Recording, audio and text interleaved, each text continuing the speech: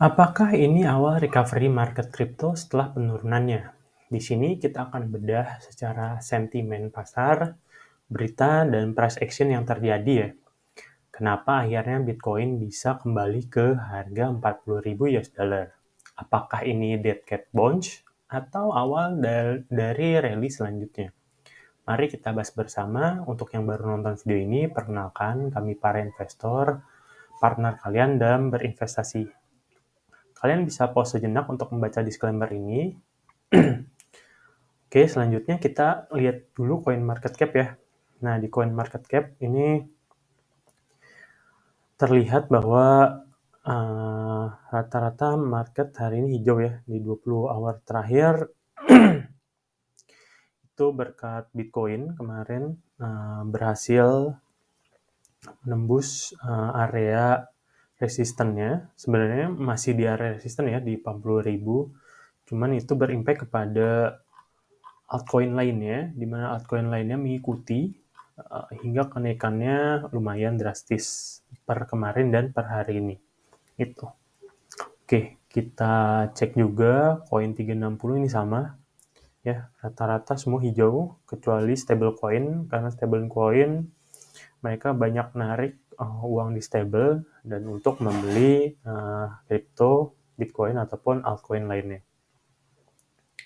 Di sini dari Cointelegraph ya, per 4 Februari kemarin Bitcoin akhirnya kembali ke 40.000. Nah, setelah beberapa minggu turun dari area 40.000, sebenarnya ini kalau kita lihat dari berita yang lainnya ya, di Januari ke belakang, ini El Salvador yang negara yang memang setelah mengadopsi Bitcoin selain mata uangnya yang lama, mereka percaya bahwa teknologi blockchain atau Bitcoin ini mampu membantu perekonomian negara mereka ya. Terbukti mereka sudah membeli 410 Bitcoin dengan nilai transaksi 15 juta US dollar. Namun action ini belum bisa menampung action selanjutnya, yaitu mengangkat Bitcoin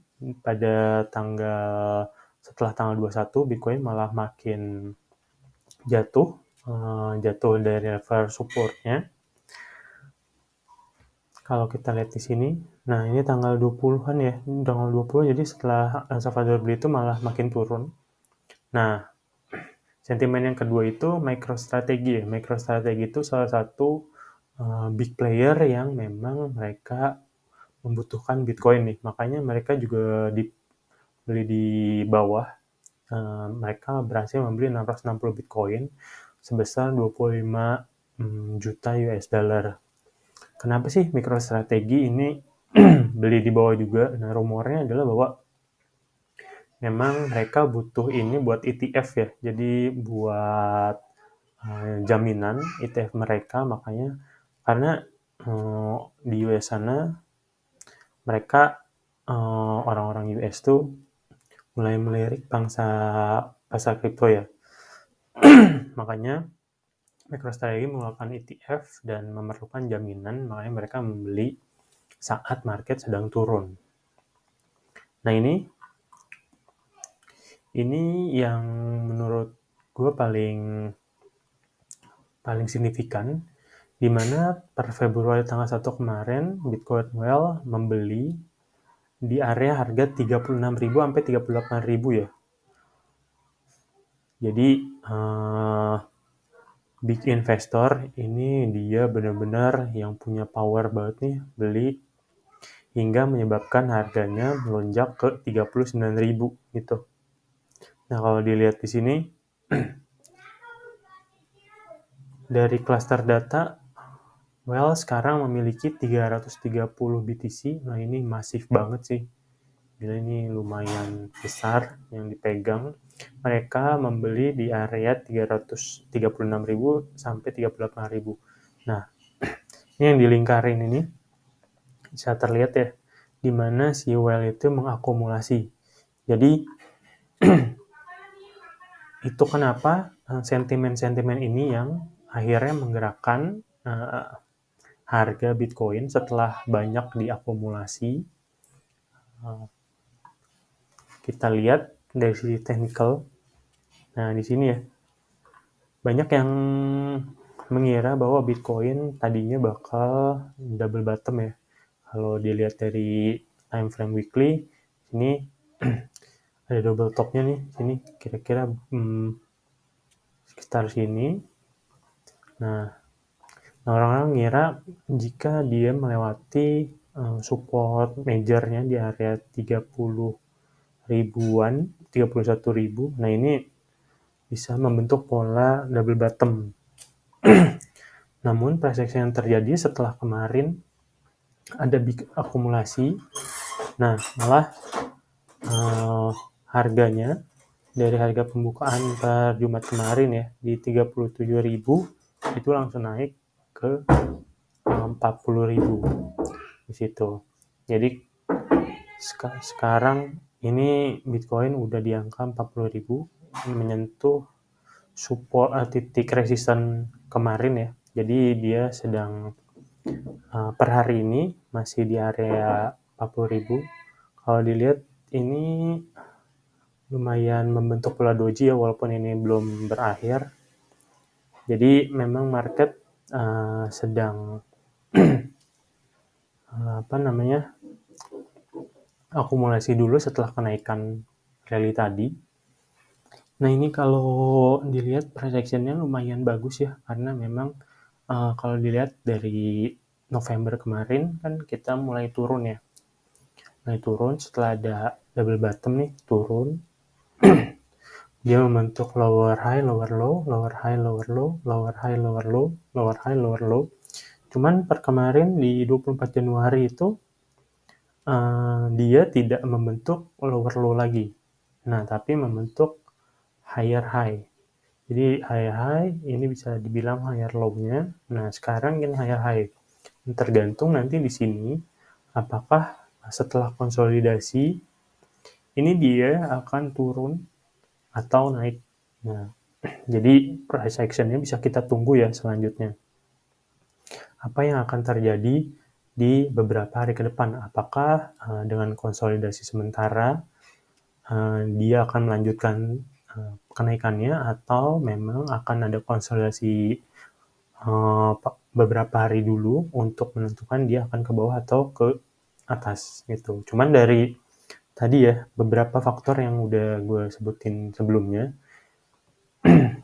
opini gue pribadi kalau misalnya gue udah melihat well ini sudah akumulasi yang lumayan masif ya. Ini lumayan masif nih, 330.000, MicroStrategy juga beli. Ini kalau big player udah pada beli, nggak mungkin istilahnya mereka mau ngedam lagi harganya, karena itu bakal bikin rugi mereka. Cuman kita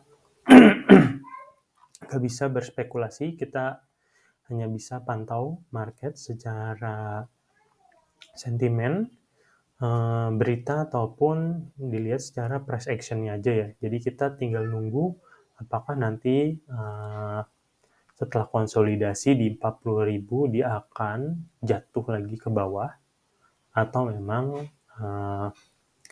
naik ke atas. Kalau gue lihat sini memang belum terlalu aman ya, karena di sini belum melewatin EMA yang gue pasang gitu. Mungkin EMA-nya atau MA-nya bisa berbeda dari kalian, cuman ini EMA yang biasa gue pakai, jadi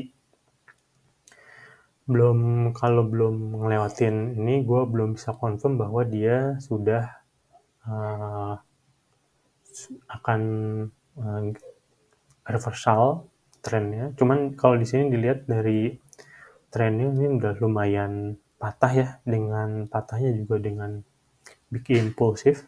Jadi price action-nya lumayan bagus, tinggal kita pantau aja setelahnya akan ada apa nih.